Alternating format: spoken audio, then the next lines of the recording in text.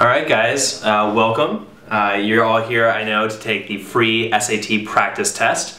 As you know, we're going to start here, it looks like at about 10:15, which means we'll get done probably around 2 o'clock. And the way that this is going to go, you'll take the first 4 sections, then we'll do a 5-minute break. We'll have standing stretch breaks in between. Then you'll go for the remaining 6 sections. And then we'll finish up there. What I want to do before we actually dive into the test itself is give you guys a little bit of background information about how you're going to use this test and what you'll get after the exam, and then some next steps that you can think about after doing the test.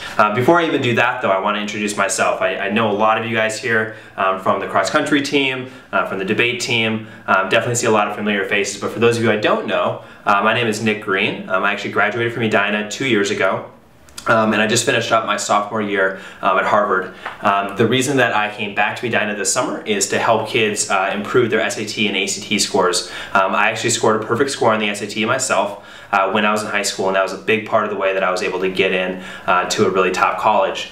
I know you guys all know a little bit about the SAT, but in case you don't know the real magnitude of the test, it accounts for between 35 and 45% of most college admissions decisions at competitive universities, which means, you know, 1, it can be a huge hindrance if you don't do well on it, but 2, it can be a huge opportunity if you do well. One of the big messages I always try to impress on anyone that is thinking about getting ready for the SAT is just how beatable it is. I can tell you when I started preparing for the test, I was nowhere near a perfect score, and the reason that I was able to get there is because I learned the predictable concepts, content, question types, etc. that are on the test. So for most of you guys, this is your first time taking the exam.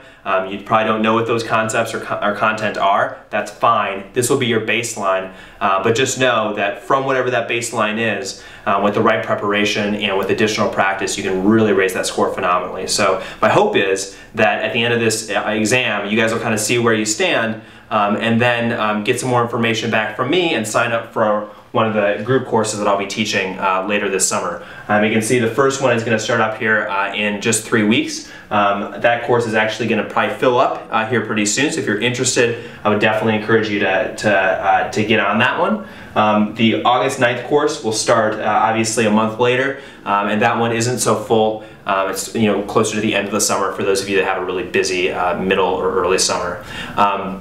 So a few things just related to that. One is the really key for taking that will be getting your score reports back.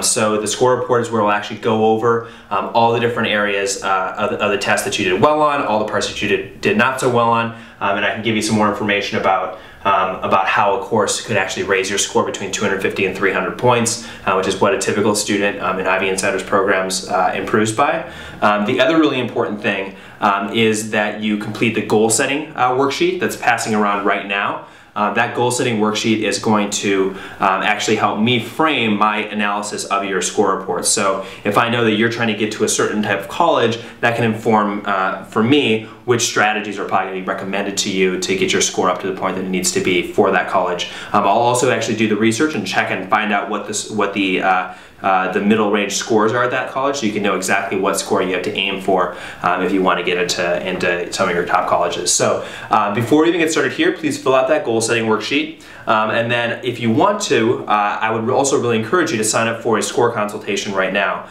There's a second sheet that's going around right now that are times that I'm available to do those score consultations.